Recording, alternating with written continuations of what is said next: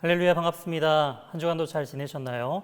어느덧 8월 첫째 주 주일입니다. 저희가 3월 마지막 주부터 이렇게 영상으로 함께 말씀을 나누고 있는데요. 벌써 4개월이라는 긴 시간이 흐르고 계속적으로 이 코로나 사태가 진정되지 않아서 이 영상으로 말씀을 나누고 있는데요.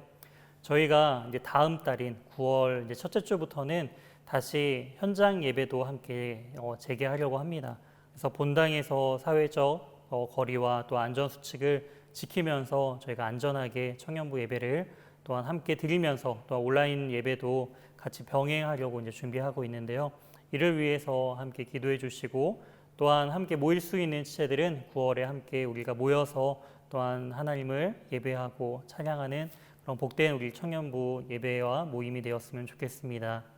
오늘 우리에게 주신 하나님의 말씀은 열왕기하 9장 1절에서 10절 말씀입니다. 제가 봉독하여 읽도록 하겠습니다. 선지자 엘리사가 선지자의 제자 중 하나를 불러 이르되 너는 허리를 동이고 이 기름병을 손에 가지고 길르한 라못으로 가라.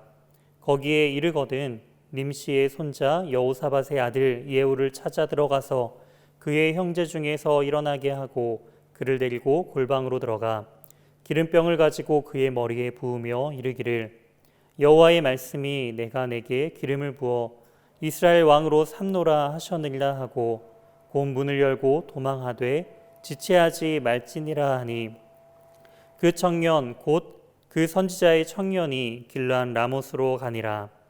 그가 이르러 보니 군대 장관들이 앉아 있는지라. 소년이 이르되 장관이여 내가 당신에게 할 말이 있나이다. 예후가 이르되 우리 모든 사람 중에 누구에게 하려느냐 하니 이르되 장관이여 당신에게니이다 하는지라. 예후가 일어나 집으로 들어가니 청년이 그의 머리에 기름을 부으며 그에게 이르되 이스라엘 하나님 여호와의 말씀이 내가 내게 기름을 부어 여호와의 백성 곧 이스라엘의 왕으로 삼노니 너는 내 주 아합의 집을 치라. 내가 나의 종 곧 선지자들의 피와 여호와의 종들의 피를 이세벨에게 갚아주리라. 아합의 온 집이 멸망하리니 이스라엘 중에 매인자나 노인자나 아합에게 속한 모든 남자는 내가 다 멸절하되 아합의 집을 느밧의 아들 여로보암의 집과 같게 하며 또 아이야의 아들 바하사의 집과 같게 할지라. 이스라엘 지방에서 개들이 이세벨을 먹으리니 그를 장사할 사람이 없으리라 하셨느니라 하고 곧 문을 열고 도망하니라. 아멘. 오늘 본문을 중심으로 기름병이라는 제목으로 하나님의 말씀 증거하도록 하겠습니다. 오늘 본문의 내용은 이제 엘리사가 자신이 직접 하나님의 말씀을 전하기보다는 자신의 그 행동을 이제 대신해줄 자신의 제자 중에 무명의 선지자 청년을 이제 본인 대신에 보내서 하나님의 뜻을 전하는 그런 이야기로 오늘 본문을 시작하고 있습니다. 엘리사 자신이 직접 가지 않는 이유는요, 이 일들이 매우 은밀하게 하나님의 뜻이 또한 매우 은밀하게 진행되기 위함이다라는 것을 우리는 알 수가 있습니다. 그리고 엘리사의 이 요청을 받은 이 젊은 무명의 선지자는요, 이제 선지자 제자는요, 그 하나님의 뜻을 전하기 위해서 자신의 행동으로 지체하지 않고 바로 실천에 옮기는 것을 볼 수가 있습니다. 그가 이제 행동으로서 옮겨야 할 그러한 하나님의 명령과 뜻은 무엇이냐면은 바로 예후라는 군대 장관을 찾아가서 그의 머리에 기름을 붓고 그를 이제 이스라엘의 왕으로서 세우는 그리고 선포하는 일과 그 다음에 그를 세운 하나님의 목적을 온전히 전하기 위함이다라는 것을 우리는 알 수가 있습니다. 이제 이 선지자의 청년은요, 예후를 찾아갑니다. 그 자리에는 예후가 있는 자리에는 본인만 있었던 것이 아니라 자신들의 동료였던 다른 군대 장관들과 함께 모여서 아마 시간을 보내고 있었던 것 같은데요. 이 청년이 이제 들어가서 이제 당신에게 할 말이 있습니다라고 들어가자 사람들이 많으니까 예후가 이제 묻습니다. 우리 중에서 누구에게 말을 하려느냐라고 질문을 하자 이 청년이 바로 당신에게 이제 할 말이 있습니다라고 해서 그와 이제 홀로 단독으로 따로 이제 장소를 옮겨서 이야기하는 것을 볼 수가 있습니다. 이제 예후와 이제 마주 앉아 이제 독대하게 된 이 청년은요, 갑자기 기름병을 가지고 그 예후의 머리에 기름을 붓고 하나님께서 당신을 왕으로 이제 세우셨습니다라는 선포를 하면서 당신을 왕으로 세운 하나님의 목적을 이제 설명해 주는 것을 볼 수가 있습니다. 그 하나님의 계획은 바로 7절부터 등장을 하고 있습니다. 너는 내 주 아합의 집을 치라라는 것이죠. 이 아합의 아들이었던 그 후손이었던 요람을 섬기고 있던 이 군대 장관 예후는요, 바로 그 자신의 상관이었던, 자신이 섬기고 있는 임금이었던 그 요람을 이제 대신 숙청하고 죽임을 통해서 바로 이 아합에게 속한 그 모든 남자들과 그 집안들을 멸절시켜야 하는 그러한 하나님의 사명을 받게 됩니다. 그러면서 그 아합의 집을 침에 있어서 먼저 그 아합의 후손들, 자녀들을 치라라는 그 표현보다는 바로 이세벨에게 먼저 갚아줄 그러한 하나님의 심판이 가장 먼저 등장하고 있는 것을 볼 수가 있습니다. 이 이세벨은 어떠한 사람인가요? 시돈 출신으로서 바로 시돈에서 그 바알 숭배의 중심지였던 그 시돈 출신의 여인이었는데요. 이는 아합과 결혼을 하면서 바로 바알을 온전히 숭배하도록 그 아합 왕에게 그런 우상을 섬기도록 이제 동요한 그런 바로 여인이 이세벨이었습니다. 그래서 이제 이 아합뿐만이 아니라 온 이스라엘이 그 바알과 아세라를 섬기는 우상을 섬기는 악한 길로 가게 된 그 결정적인 역할을 하게 된 것이 바로 이 이세벨을 통해서였는데요. 그 이세벨을 또한 심판할 것을 또한 예언하고 있습니다. 그리고 이제 8절에 말씀하시는 것처럼 아합의 집에 온 집안이 이제 멸망당할 것을 이제 명하는 것을 볼 수가 있습니다. 이처럼 아합의 온 집의 멸망에 대한 이야기는 하나님께서 열왕기 상 19장에서 이미 엘리사의 스승이었던 엘리야에게 이미 예언했던 내용이었습니다. 즉 하나님의 그 심판의 그런 예언들이 바로 엘리사 시절에 그리고 이 아합의 아들이었던 이 요람 왕의 이제 시기에 이르러서 그 하나님의 말씀이 성취되고 있음을 우리는 알 수가 있다라는 것이죠. 그리고 9절에 이렇게 이야기하고 있습니다. 아합의 집을 느바세 아들 여로보암의 집과 같게 하여 또 아히야의 아들 바아사의 집과 같게 할지니라 라고 이야기를 하고 있습니다. 여로보암은 이제 그 르호보암과 이제 대적하여서 이제 북이스라엘의 초대 왕이 이제 여로보암이었는데요. 이 여로보암이 행한 죄가 바로 우상을 섬기고 절기를 마음대로 바꾸고 온전히 악한 길로서 갔던 그 초대 왕의 그런 이름이 바로 이 여로보암이었습니다. 그리고 이 여로보암의 길을 행한 이 악한 왕 아합이 바로 이 바아사의 집과 같게 될 것이다 라는 예언이었죠. 바아사는 누구냐? 바로 시므리의 반역으로서 그 온 집안이 바아사의 아들 때에 온 집안이 멸망당한 것처럼 아합의 이제 후손이었던 이 요람을 통해서 요람 때에 바로 이 아합에 속한 온 집안이 멸망당할 것을 이제 성취될 것이다라는 그런 하나님의 계획들이 이제 나타나고 있습니다. 그리고 나서 이러한 선포들을 하나님의 계획들을 알려준 이후에 바로 이 젊은 청년 선지자는 급하게 문을 열고 도망가는 것을 볼 수가 있습니다. 이제 예후가 자신의 이제 방문을 열고 나오자 그 밖에 있던 함께 모여 있던 사람들이 굉장히 궁금해 있었죠. 과연 이 어떠한 청년과 함께 들어가서 갑자기 이 청년이 뛰쳐나가고 그 뒤에 예후가 이제 나오는 것을 보면서 과연 이것은 무슨 상황인가 사람들은 굉장히 궁금해 있었습니다. 그때 이제 사람들이 이렇게 묻죠. 야, 아까 그 미친 사람이 미쳐 뛰어나간 그 청년이 너에게 당신에게 무슨 이야기를 했느냐라고 사람들은 궁금해합니다. 그랬을 때 이 예후는 그냥 둘러대죠. 별일 아니야라고 이제 둘러댑니다. 그러니까 미친 사람 이야기를 뭐 한 말을 뭐 이렇게 신경을 써라고 그런 뉘앙스를 풍기면서 그저 그 하나님의 예언을 받고 또한 자신이 이스라엘 왕이 될 것이다라는 것을 처음부터 알리지는 않았다라는 것이죠. 근데 사람들은 이 예후에 둘러대는 말을 거짓말로서 인식하고 있었습니다. 왜일까요? 이미 예후의 머리에는 바로 기름이 흘러내리고 있었기 때문이죠.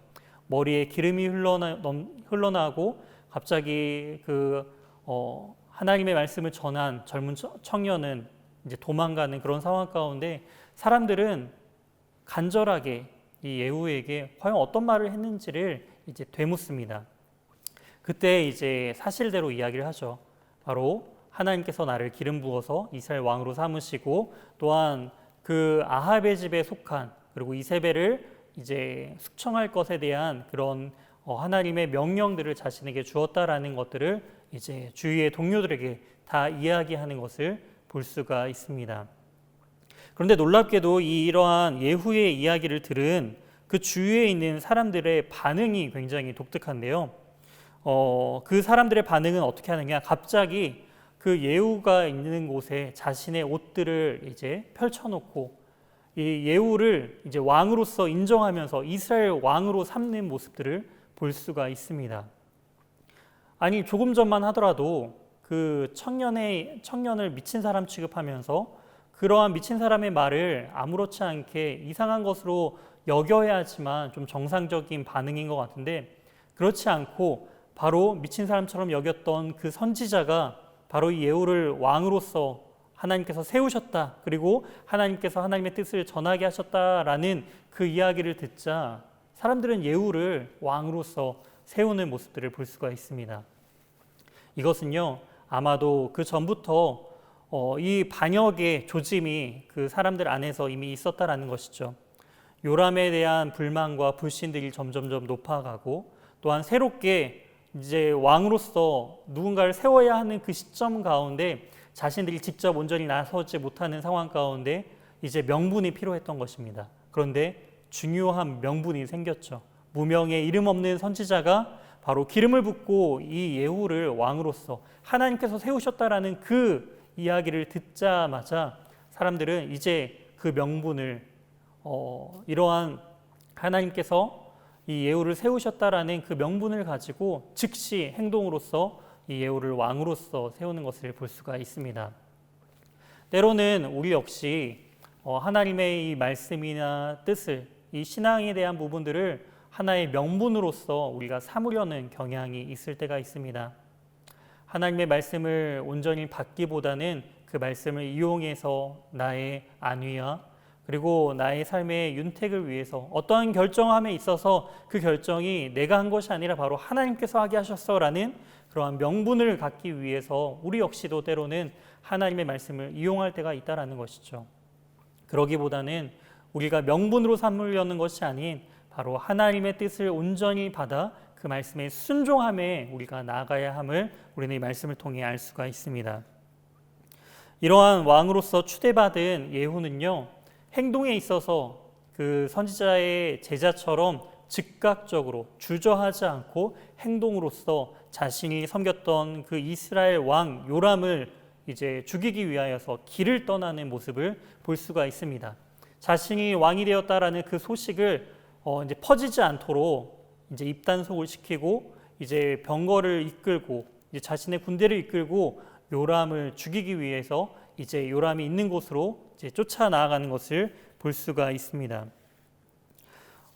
이제 그 요람 왕은요, 이제 소식을 듣게 되죠. 예후가 이제 무리를 이끌고 이제 오고 있다라는 그런 소식을 이제 듣게 됩니다. 그랬을 때 왜 예후가 이렇게 오는 것일까라고 이제 이 요람은 궁금했죠. 그래서 이것이 자신에게 평안하고 좋은 소식을 알려주기 위해서 이렇게 오는 것인가라는 것을 미리 듣고자 전령을 보냅니다. 그리고 이 전령은요, 먼저 이 예후를 찾아가서 평안한 소식을 가지고 오느냐라고 이제 질문을 하죠. 그랬을 때 예후는 그냥 짧게 말합니다. 그것이 너랑 무슨 상관이냐? 내 뒤에 서서 나를 따라와라. 그리고 다시금 이 요람 왕에게 나아갑니다. 전령이 돌아오지 않았다라는 그 소식을 듣고 이 요람 왕은 한 번 더 이제 전령을 보내서 이 예후에게 평안한 소식을 이제 전하기 위함이냐라고 이제 또 한 번 묻죠. 그랬을 때 이 예후는 또 한 번 그 전령에게 말합니다. 그것이 너랑 무슨 상관이냐? 내 뒤에나 따라와라라고 하면서 다시금 이 요람 왕을 이제 쫓고자 다가가는 모습들을 볼 수가 있습니다. 두 번이나 전령을 보냈어도 그 평안의 소식을 듣지 못한 이 요람 왕은 직접 자신의 그 병거를 이끌고 이 예후에게 찾아가는 것을 볼 수가 있습니다.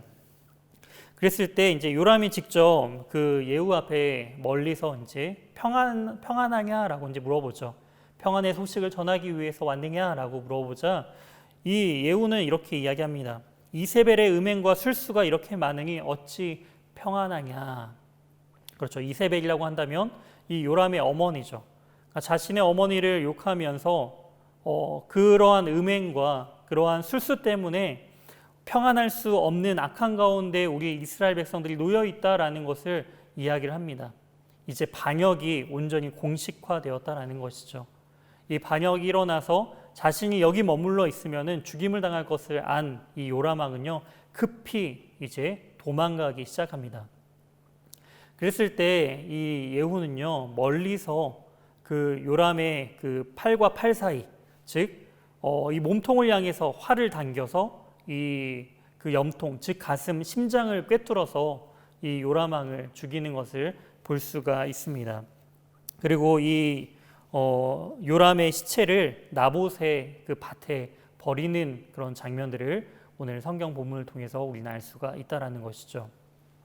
나봇의 포도원은요, 바로 이 아합 왕 때 아합이 그 나봇의 밭, 그 포도원을 너무나 갖고자 하여서 이제 그 나봇에게 거짓말로서 거짓 증인 둘을 세워서 하나님과 또한 왕을 저주했다라는 거짓 소문을 퍼뜨림을 통하여서 나봇을 죽였던 그 악한 일들이 바로 이 아합 왕이 했던 일입니다. 그 악한 일들을 하나님께서 이제 갚으신다라는 것이죠. 그리고 상징적으로 바로 이 나봇의 밭에 바로 이 요람의 시체를 버리게 함을 통해서 하나님의 심판이 온전히 이제 드러나는 것을 우리는 볼 수 있습니다. 바로 이러한 오늘 본문 내용을 통해서 과연 하나님께서는 우리에게 이 시대를 살아가고 있는 우리에게 어떠한 그러한 메시지를 주고 있는 것일까요? 바로 이 본문을 통해 우리가 알 것은 하나님의 심판은 더디 이루어지는 것처럼 보이지만 반드시 그 심판은 이루어진다라는 사실입니다. 베드로후서 3장 9절에는 이렇게 기록되어 있습니다. 주의 약속은 어떤 이들이 더디다고 생각하는 것 같이 더딘 것이 아니라 오직 주께서는 너희에 대하여 오래 참으사 아무도 멸망하지 아니하고 다 회개하기에 이르기를 원하시느니라. 아멘. 하나님께서는 이미 그 아합의 집안을 심판한다라고 예언하셨습니다. 그런데 바로 심판하진 않으셨죠. 왜냐하면은 아합이 당시에 하나님 앞에 회개했던 모습도 있고요. 또 하나님께서는 그 시간을 줌을 통해서 그의 자녀들 역시 바로 하나님 앞에 회개할 기회를 주셨다라는 것입니다. 심판이 더디게 느껴진다라는 것은요, 바로 그만큼 하나님의 은혜의 시간이 남아있음을, 다시금 회개할 그 하나님의 마음이 담겨져 있음을 우리는 기억해야 합니다. 이처럼 하나님의 심판이 반드시 임한다라는 그 사실이 때로는 우리에게 위안이 되기도 하죠. 우리의 원수같이 여기는 자들, 우리를 괴롭히고 나를 시험케 하는 자들 하나님께서 분명히 심판하실 거야, 그런 의미도 되겠지만 그런 의미보다는 우리는 이 말씀을 우리 스스로 우리 자신에게 받아야 합니다.